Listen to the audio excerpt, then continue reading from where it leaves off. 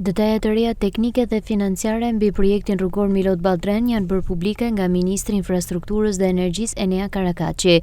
Përmes një njoftimi në rrjetet sociale, ministri sqaroi se ky aks prej 17 kilometrash përbën një nga nyjet më të rëndësishme të korridorit adriatiko-jonian në Shqipëri dhe synon të zgjidhë përfundimisht problematikat e ngarkesës së trafikut në këtë zonë.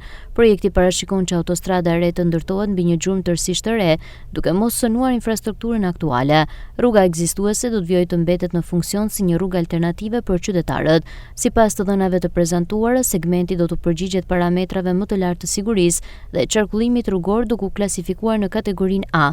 Një nga pjesët më komplekse të këtij projekti është ndërtimi i një tuneli modern, që do të mundsojë anëzhkalimin e plotë të qytetit të Lezhës në një zonë ku aktualisht nuk ka infrastrukturë rrugore.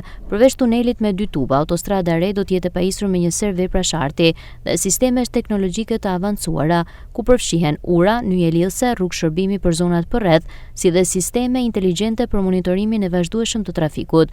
Lidhur me anën financiare dhe formën e menaxhimit, ministri Enea Karakaçi bëri me dije se projekti ka vlerën e 365 milionë eurove. Ky investim do të realizohet përmes modelit të partneritetit publik-privat dhe kontrata do të shtrihet në një periudhë koncesionare për 35 vitesh, duke përfshirë edhe infrastrukturën e nevojshme për tarifimin e mjeteve që do të kalojnë në këtë segment.